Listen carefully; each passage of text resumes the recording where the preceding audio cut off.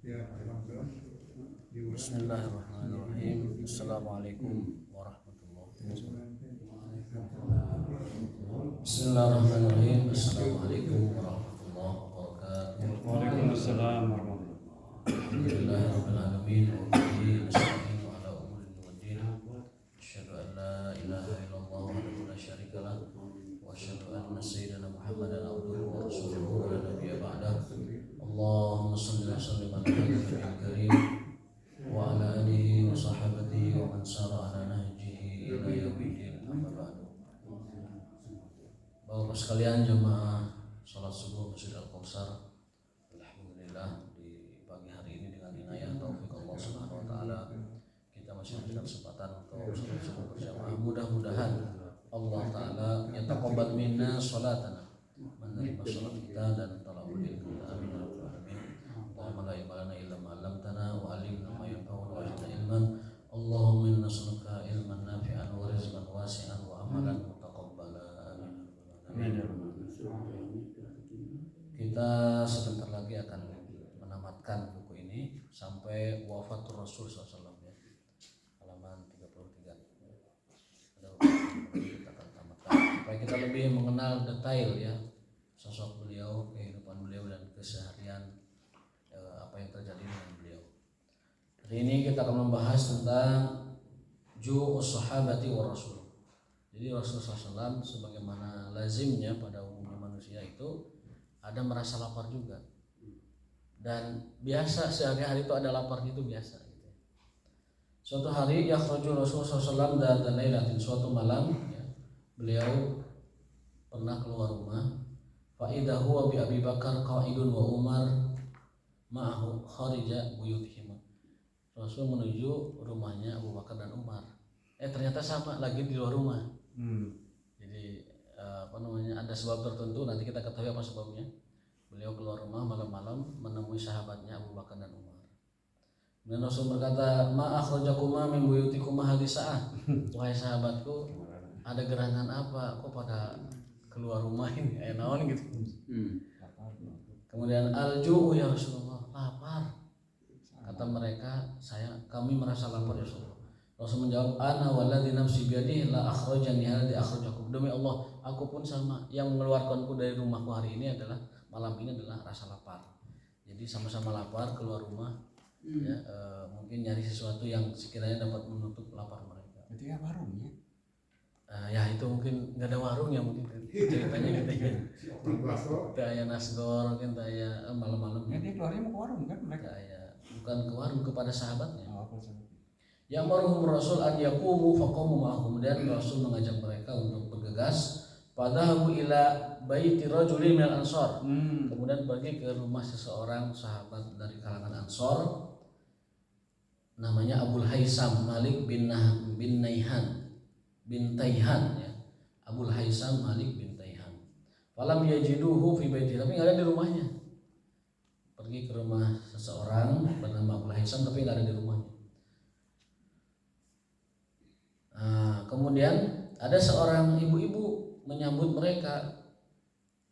Rasul dan kedua sahabatnya. Marhaban wa ahlan. Nah, ini kalau ada tamu atau ada seseorang yang kita baru jumpa ataupun biasa jumpa tapi baru ketemu ya, kita menyebutnya ahlan wa marhaban. Mangga wilujeng sumping misalnya. Marhaban wa ahlan atau ahlan wa marhaban, dua-duanya boleh. Kemudian Rasul mengatakan, aina fulan, mana Abul Haisam? Istrinya menjawab, dhahaba yastaqdimu lana alma.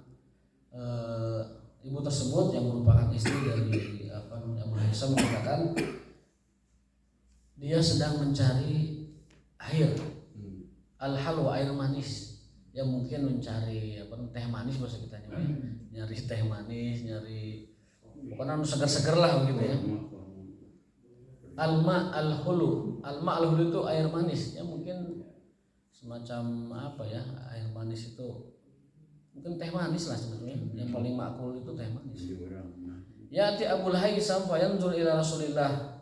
Kemudian Abu Haisam datang melihat Rasul SAW dan kedua sahabat Abu Bakar dan Umar. Wa yaltazimun nabi wa yafdihi bi abi ummi. Kemudian mengatakan, demi ayah dan ibuku sebagai penebus Anda ya Rasulullah SAW. Maksudnya itu ungkapan orang Arab ya, saking cintanya.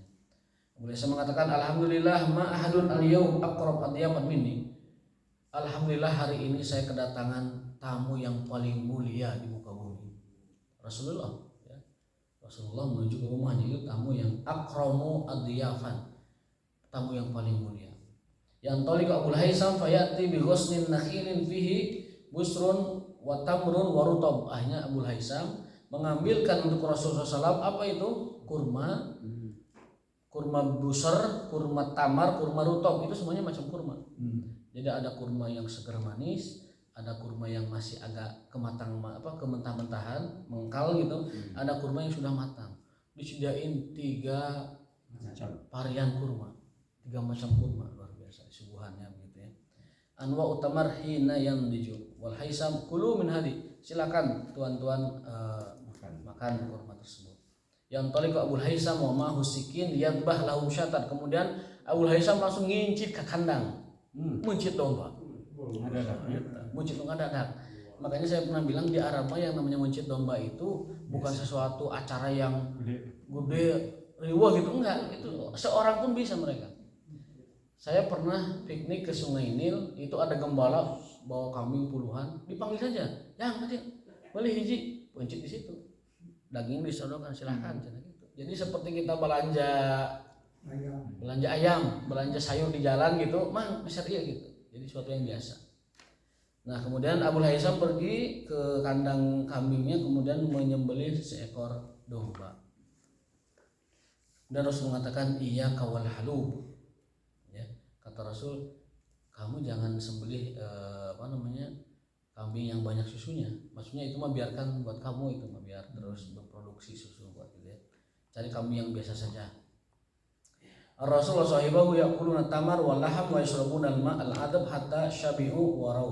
Kemudian Rasul makan kambing, makan kurma itu, kemudian minum dari air yang segar manis itu. Dalam hadis disebutkan minuman yang paling Rasul sukai adalah dingin manis.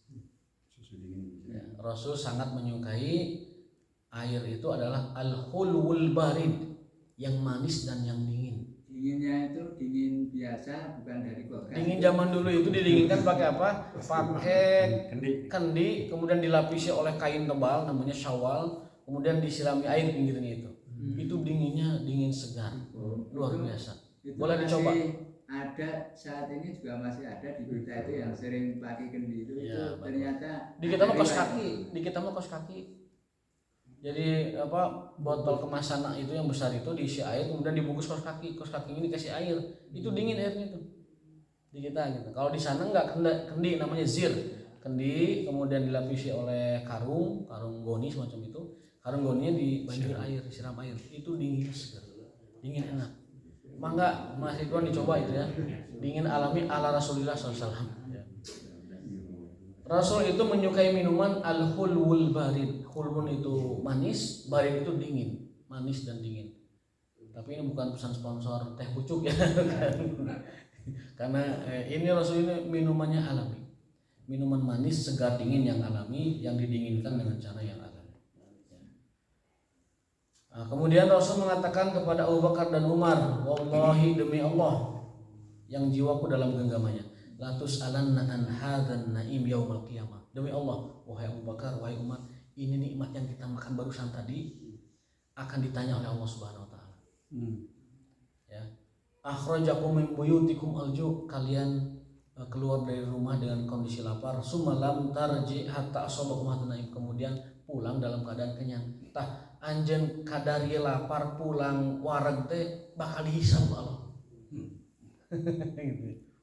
Kemudian berlebihan berarti kan, yang lapar kemudian makan dan kenyang saja, kata Nabi SAW, latus alunna hadza na'im yaumil qiyamah, akan dipertanyakan tentang nikmat itu di hari kiamat.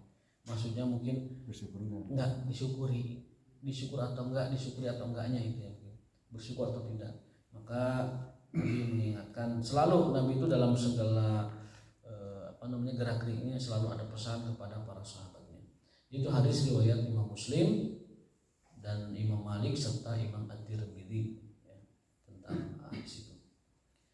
Fawaidul hadis, adapun faedah dari hadis itu yang pertama adalah karena Rasulullah wa sahabatuhu yastaddu bihim. Rasul SAW dengan para sahabatnya sama seperti biasa, mereka merasa lapar yang sangat dahsyat ya.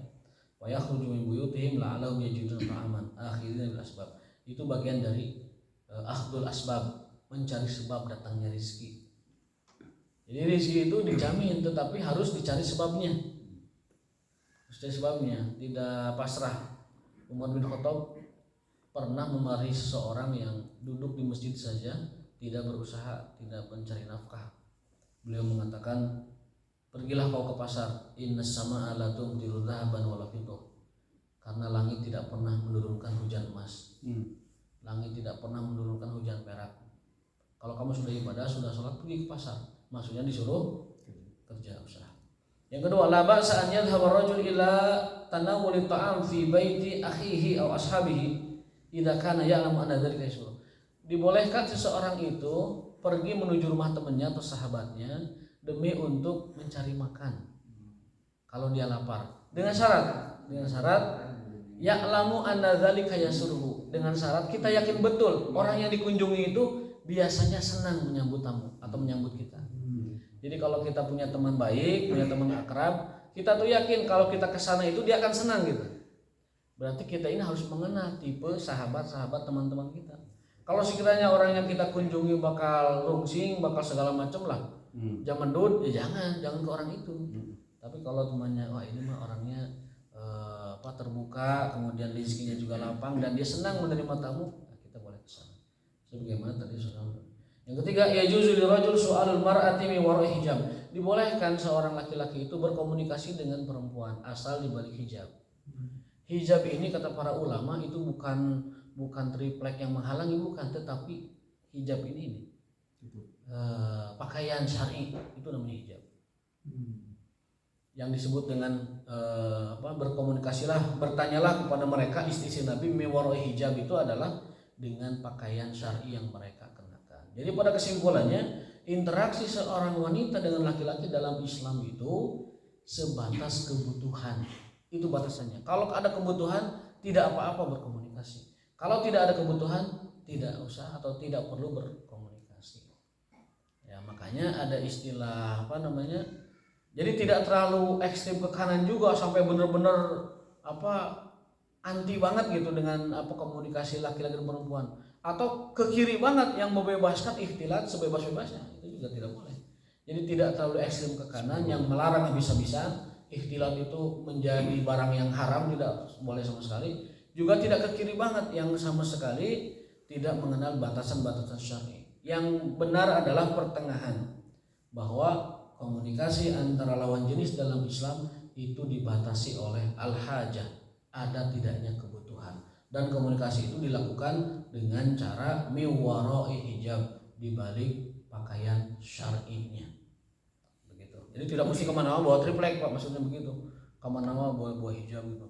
Mau belanja ke warung misalnya, di seberaha tomatna, enggak, maksudnya dari pakaian syar'i. Karena ada yang memahami hijab itu ya hijab triplek dan sebagainya. Kemudian bahkan di masjid Rasul SAW itu ummahat itu sholat tidak dengan hijab ini, tidak dengan hijab pembatas, tidak, sholat biasa saja. Mereka kaum muslimat, ini kaum laki-laki, sholat biasa saja, tidak dengan hijab kanan kiri sehingga mereka ini. Itu yang ada, yang diceritakan dalam sejarah Rasulullah SAW. Maksudnya apa? Maksudnya kita harus proporsional, pertengahan menyikapi tentang interaksi selama ada hajat, selama ada kebutuhan, maka itu diperbolehkan. Dengan catatan tadi miwara'i hijab, menjaga tata krama syariahnya dan lain sebagainya. Maaf, Siti Aisyah itu kan nempel dengan masjid bersama Rasulullah. Ya. Dalam hadis ceritakan nggak ketika sholat wajib Siti Aisyah sendiri ikut ke masjid atau di rumah? Sholatnya para wanita itu kan di rumah ya. Tetapi kata Nabi, jangan kalian larang para wanita sholat di masjid. Dari kedua hadis ini, yang pertama tadi mengatakan sebaik-baik sholat wanita di rumahnya, dan hadis yang berikutnya adalah bahwa janganlah kalian larang wanita-wanita ke masjid.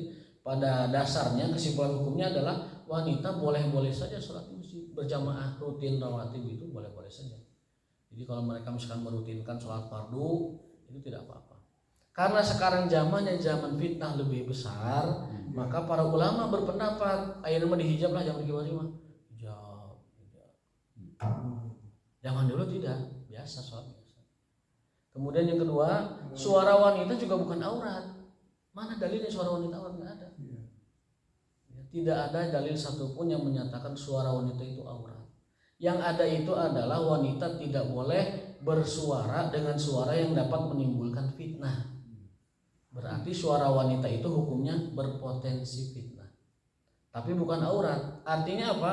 Tinggal tata caranya saja yang tidak boleh dilenggak-lenggok, tidak boleh dimanja-manja dan lain sebagainya. Kalau suaranya aurat bahaya, berarti tidak boleh ngomong sama sekali kalau aurat, kan begitu. Sementara mereka makhluk sosial yang berkomunikasi dengan banyak pihak. Artinya apa? Artinya suara wanita bukan aurat, tetapi bisa jadi mengandung fitnah kalau dia melakukan pembicaraan tanpa menggunakan tata krama aturan syariat.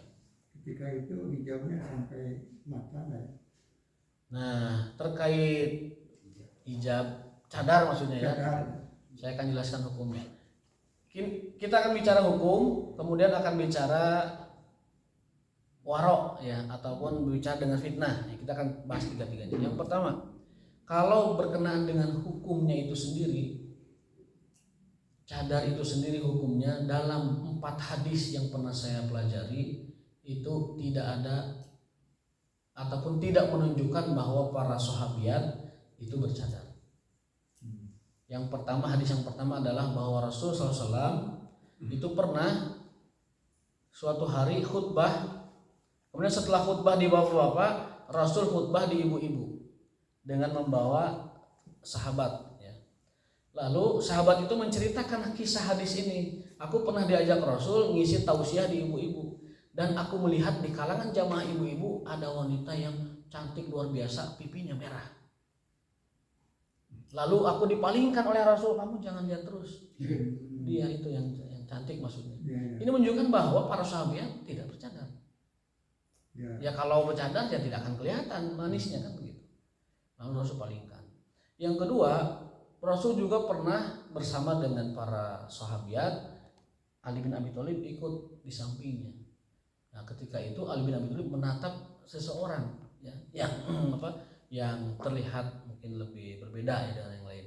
Lalu Nabi mengatakan, la tutbi'in nazratan nazrah. Kamu jangan ikuti pandangan pertamamu dengan pandangan keduamu. Fa innalakal ula wa laysat lakasaniyah. Karena bagimu hanya boleh melihat yang pertama kali itu yang enggak sengaja. Wa laysat lakasaniyah. Tapi kedua dan ketiganya kamu tidak boleh melihatnya. Artinya apa? Pandangan yang tidak sengaja, pandangan yang tiba-tiba terlihat begitu ya itu tidak bisa dihindarkan. Tapi kedua ketiganya jangan diikuti, apalagi melotot begini, apalagi gini kan enggak, itu enggak ada. Nah, itu yang kedua. Yang ketiga ada sebuah hadis, suatu malam sholat isya kalau tidak salah ya, sahabiat itu pada sholat di masjid ramai. Tiba-tiba semprong teh? Lampu dulu kan lampu tempel gitu. Pareum. Minyaknya entah kena angin mati lampunya. Kemudian para sahabat mengatakan dalam riwayat hadis itu, saking gelapnya kami tidak bisa melihat wajah satu sama lain. Berarti dari hadis itu, kalau semprong itu nyala, ya terlihat wajahnya. Kalau terlihat wajahnya, otomatis itu tidak mengartikan atau tidak mengandung arti bahwa mereka bercadar. Artinya tidak bercadar begitu. Dan beberapa riwayat penguat keterangan ini banyak kalau kita mau pelajari. Walhasil kesimpulannya, dalam segi atau perspektif fikih hukumnya, cadar itu tidak wajib. Tidak wajib. Tetapi lagi-lagi zaman sekarang zaman fitnah. Zaman fitnah. Zaman yang kalau dulu mah melihat aurat budak hideung tersingkap bitisna ge terus asa badag pisan maksiat teh. Ayeuna mah lain aurat budak hideung bitisna. Budak podas lain bitisna deh mah. Luhuran bitis, tuur dan wa ma fauqaha. Tuur dan di atasnya. Itu berat, Pak. Itu fitnah. Makanya Nabi bersabda, "Ma taraktu fitnatan adaru ala rijali minan nisa." Aku tidak meninggalkan fitnah ujian terbesar kaum lelaki umatku melebihi fitnah wanita. Kata Rasul, aku tidak tinggalkan sebuah fitnah lebih besar dari fitnah wanita. Nah, karena wanita di zaman sekarang demikian adanya, saya tidak menyalahkan mereka, tetapi mungkin karena situasi dan kondisi, dan juga mungkin edukasi dari para penyeru agama dan juga mungkin keluarga belum maksimal menyadarkan mereka, sehingga kesadarannya belum muncul, belum ada. Akhirnya mereka entah kejahilan, entah karena apa, masih tidak menutup aurat mereka. Nah, jadi kalau bicara hukum jelas tidak wajib. Tapi kalau bicara fitnah memang kita setuju ditutup mukanya dengan cadar. Karena apa? Fitnah zaman sekarang. Pendapat imam. Pendapat Imam Syafi'i rahimahullah dalam beberapa kaul dari murid-muridnya, pengikut mazhabnya itu berpendapat bahwa yang namanya muka itu harus ditutup. Bahkan Ibnu Munzir mengatakan bahwa itu semacam ada ijma dalam mazhab Syafi'i. Tapi ini juga perlu diteliti lagi, apakah betul ada ijma, apakah hanya perkataan beberapa murid mazhab Imam Syafi'i atau mazhab Syafi'iyah. Nah, Imam Ahmad sendiri, Imam Ahmad beserta pengikutnya tidak mewajibkan cadar. Jadi ini perkara kedua yang berbeda kita dengan Saudi. Saudi mazhabnya Hambali, Ahmad bin Hambal tidak mewajibkan cadar, tapi mereka bercadar. Syafi'i Indonesia. Syafi'i, Ibnu Munzir mengatakan mengharuskan cadar, tetapi tidak dipakai cadarnya. Artinya selain yang kirim-kirim doa itu yang pernah saya jelaskan, ini juga nih ada semacam perbedaan dalam faktanya. Mazhab Imam Ahmad yang mengatakan tidak wajib malah mewajibkan penduduknya. Mazhab Imam Syafi'i yang beberapa muridnya mengatakan wajib malah tidak mewajibkan. Ya, jadi pada dasarnya secara hukum itu pendapat mazhab. Bahkan ulama kontemporer sekarang pun begitu pendapatnya. Al-Imam Ibnu Baz rahimahullah itu mengatakan wajib. Dan sebagian tokoh mengatakan kalau wanita sekarang tidak dicadar itu khawatir fitnahnya lebih besar dari yang kalau tidak dicadar. Adapun imam lain seperti Imam Syekh Albani mengatakan tidak wajib. Maka beliau itu kan punya 2 istri. Istri satunya dicadar, istri satunya tidak. Supaya orang tahu ini pendapat saya yang tidak mewajibkan, ini pendapat saya yang mewajibkan. Jadi 2 itu, satu bercadar satu tidak, supaya orang tahu bahwa itu tidak wajib. Albani? Ya, siapa? Jadi istrinya 2, satunya bercadar, satunya tidak. Nah, tetapi pendapat ulama itu kita harus sikapi dengan bijak. Walaupun Syekh bin Baz mewajibkan, Syekh Albani tidak mewajibkan, hanya sebatas sunnah dan anjuran menghindari fitnah. Kita melihat gimana lingkungan begitu. Kalau memang di lingkungan itu tidak memberatkan bagi ukhti al-muslimahnya tersebut bercadar, ya bercadar juga bagus karena demi menghindarkan dari fitnah yang sekarang banyak merajalela. Tetapi kalaupun tidak, itu tidak juga bisa dipaksakan. Walhasil yang bercadar tidak boleh menganggap dirinya lebih soleh dari yang tidak bercadar. Yang tidak bercadar tidak boleh menganggap orang lain sok alim atau sok syariah karena cadarnya. Jadi dua-duanya jangan berpikiran negatif. Karena sekarang begitu, Pak.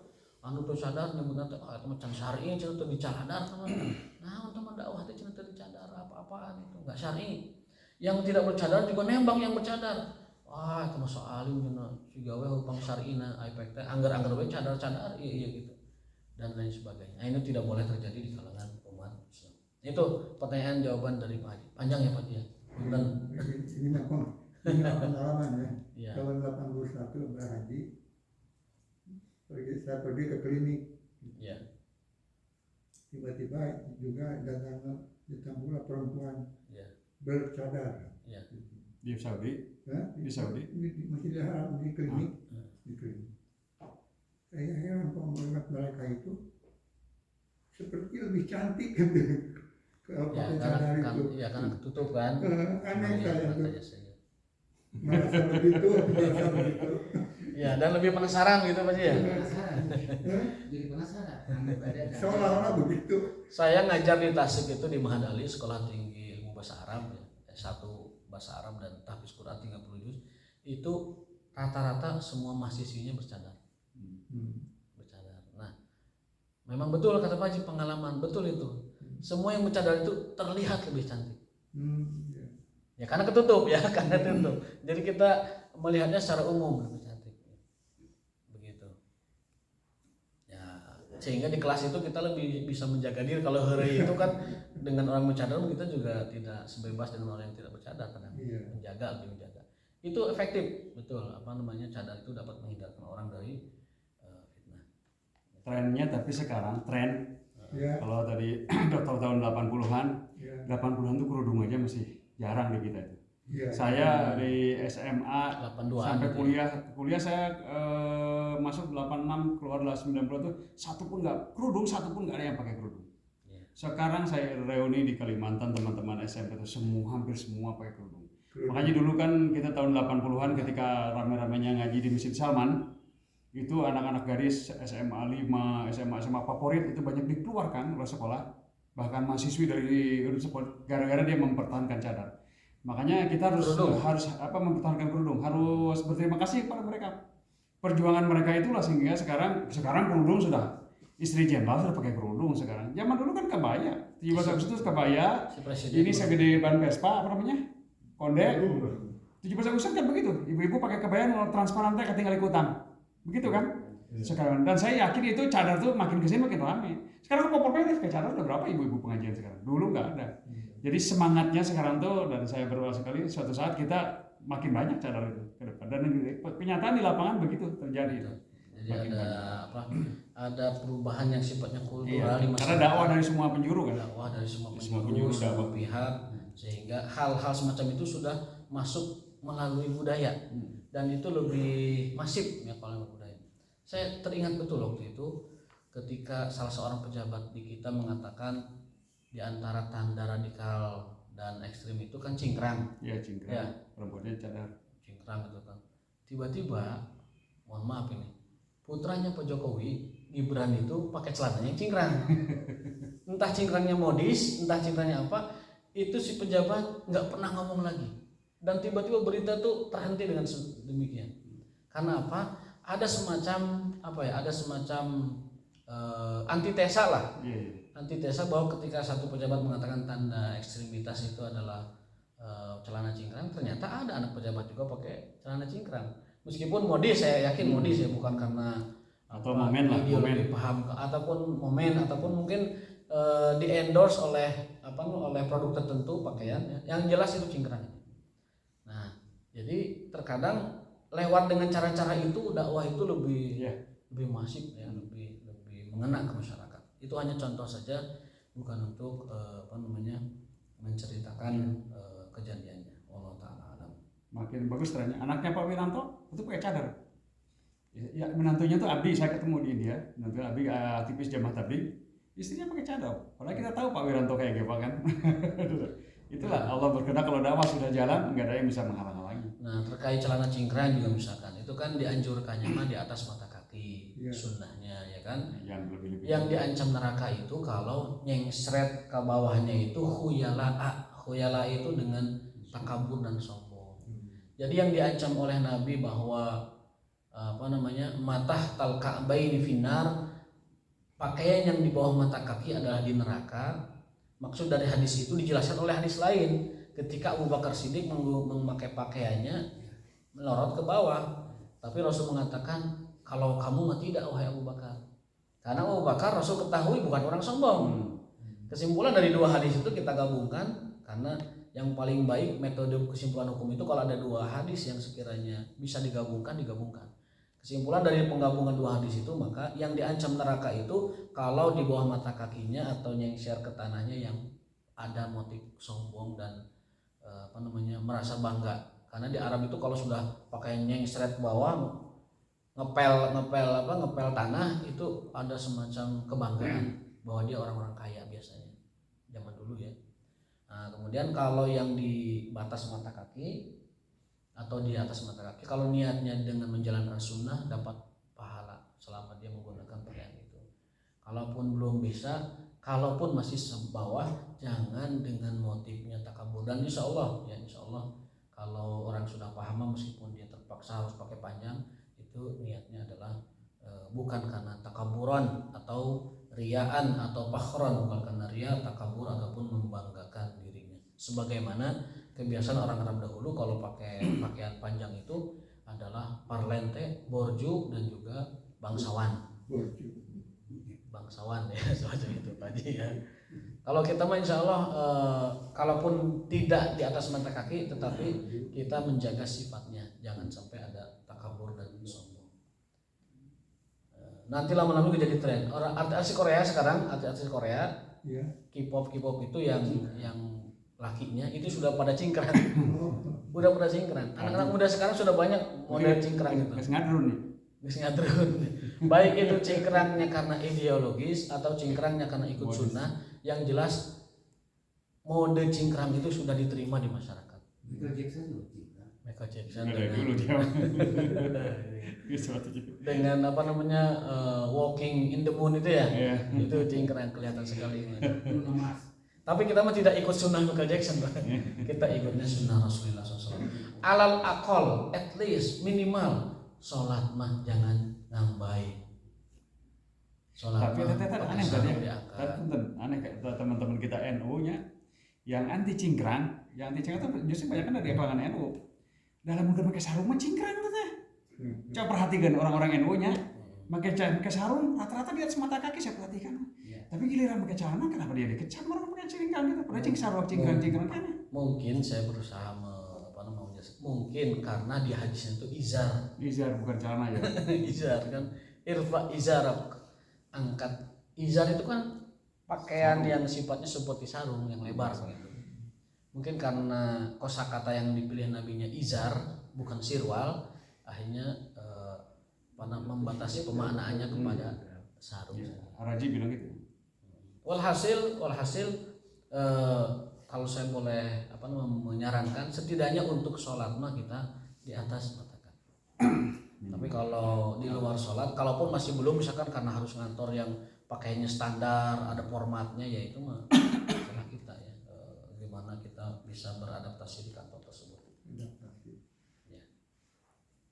Dan terakhir at-tanbihu ala fadli nikmati wa syukri khaliqiha, yaitu ada semacam peringatan dari Nabi SAW akan sikap syukur, bahwa apapun yang kita konsumsi, kita makan, kita minum, hendaklah dilakukan syukurnya. Apa syukurnya?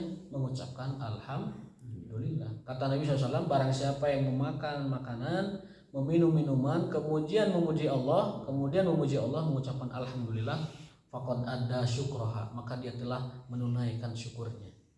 Jadi gampang Pak, syukur makanan itu gampang. Yang penting sudahnya bilang alhamdulillah.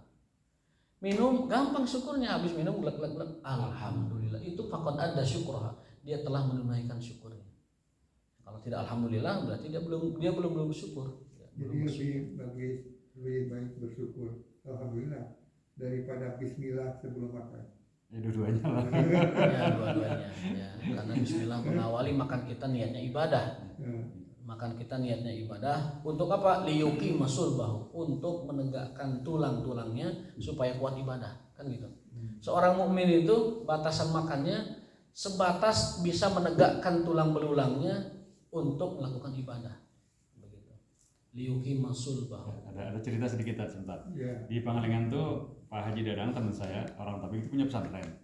Pakai cadar semua, santri-santrinya pakai cadar. Itu termasuk pelopor. Akhirnya ibu-ibu di tukang kuli, karena dia ikut pengajian situ pakai cadar, bahkan ada yang suami-suaminya tuh belum ikut jamaah tabligh.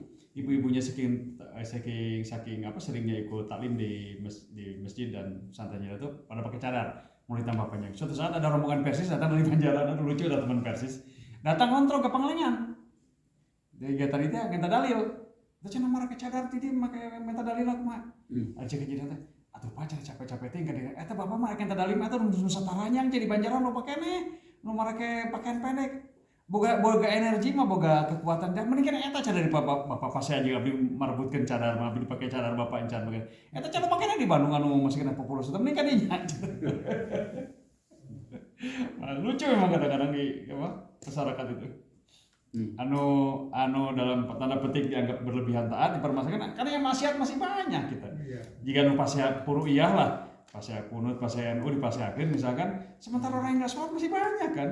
Boga energi mah ajak orang untuk sholat katanya. Perkara di sana kunut gak kunut usoli gak sholat itu kan perkara kecil banget kan puru'iyah. Ya.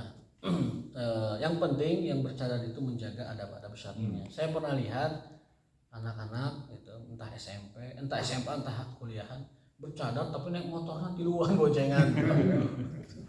Sampai ada yang menyebut cabai-cabian syariah. Waliyazubillah itu istilah anak-anak ya. Ada juga pernah saya naik bis duduk di depan ada akhwat bercadarnya ya bercadar tetapi pas duduk kayak pinggir supir ngobrol akram sama supir. Ngobrol seperti bukan orang yang yang menjaga adabnya gitu. Nah, jadi dengan itu maksudnya adalah kalau memang dia istiqomah menjaga cadarnya, istiqomah juga menjaga adab syariahnya.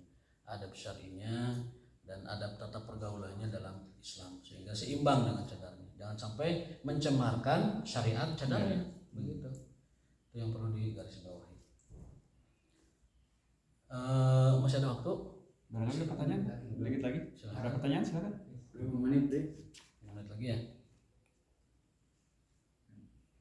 Nah, ini Aisyu Rasulillah. Aisyu Rasulillah, kehidupan Rasulullah SAW. Ada sebuah firman Allah Ta'ala, wa wajadaka ailan fa'agna. Ya, dan kamu itu dulunya fakir, miskin, hai Muhammad, fa'agna, dan kami kayakan engkau. Kayakan. Bukan cukupkan, bukan. Kayakan, agna itu kaya. Kaya cukup kaya sama gitu. Ibnu Katsir mengartikan fa'agna itu adalah fa'agnakallahu amman siwa. Allah mencukupkan kau Muhammad hanya merasa perlu dan butuh kepada Allah. Jadi tidak memerlukan yang lain, itu maksud fa'agna. Karena fakta berkata demikian. Rasul itu sebelum menjadi nabi malah kaya. Ya. Tetapi setelah jadi nabi hartanya digunakan untuk dakwah sampai habis kan. Maka Khadijah pun sampai kehabisan hartanya itu. Jadi kalau diartikan fa'agna dan kami dapati engkau dalam keadaan miskin lalu kami kayakan anda sifatnya materi, tapi kondisi Nabi berkata tidak seperti itu. Maka Ibnu Katsir menafsirkan kata agna adalah Allah mengayakkan engkau Muhammad dengan kekayaan hati sehingga engkau tidak membutuhkan apapun di dunia ini selain Allah Subhanahu wa ta'ala.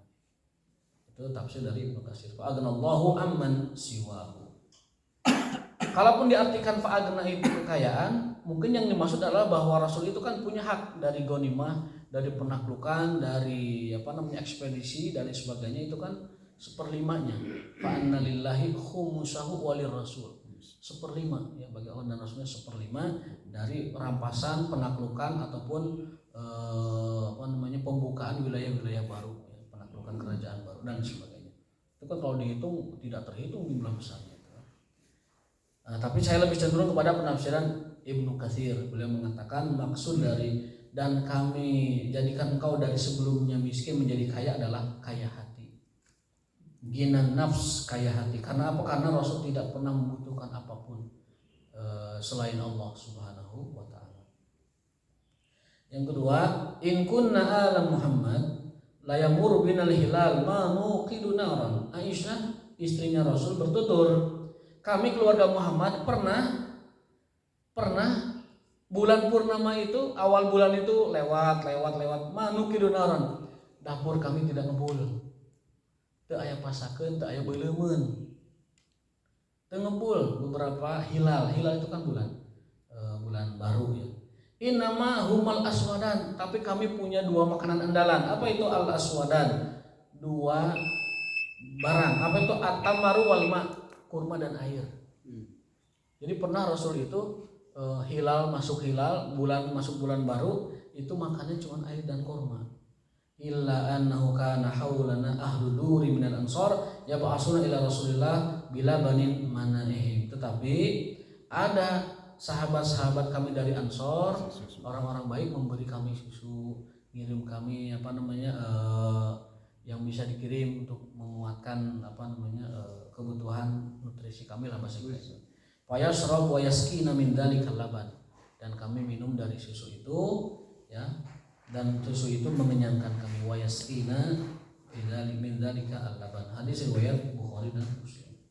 Jadi kehidupannya sederhana sekali. Tetapi kemarin kita ingat ada sebuah hadis ya. Rasul pernah tidur di jerami, di atas jerami. Kemudian pernah juga di atas lantai yang bukan porselen kayak kita tapi tanah pasir, itu berbekas di pipinya.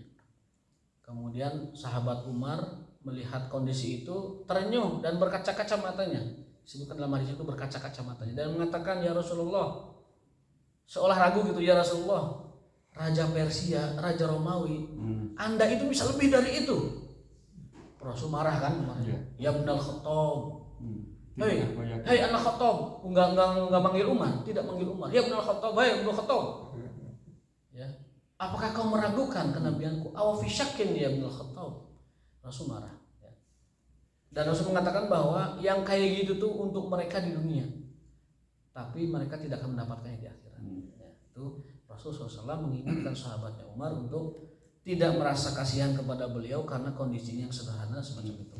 Wan Anasin qala ma'alam Rasulullah ra'a ragifan muraqqaqan hatta lahiqallahu wa lasyatan samitan bi'ainihi qat.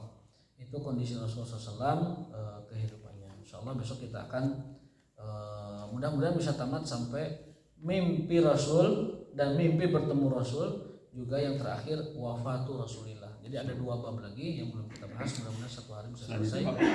Selanjutnya bab apa sahabat? Selanjutnya ru'ya Rasul. Mimpi Rasul. Setelah itu masih ada beberapa. Setelah itu tentang sifat-sifat lain, keadilan Rasul, keberanian Rasul dan lain sebagainya. Jadi tinggal 2 bab lagi. Satu adalah wafatnya Rasul dan sebelumnya ada tentang segala macam hal yang berkenaan dengan mimpi bertemu Rasul atau mimpinya Rasul itu sendiri. Sallallahu alaihi wasallam. Al-haqqu min rabbikum wa ma taufiquna illa billah. Subhanallah wa bihamdihi. Asyhadu an la ilaha illa anta astaghfiruka wa atubu ilaik. Wassalamualaikum warahmatullahi wabarakatuh.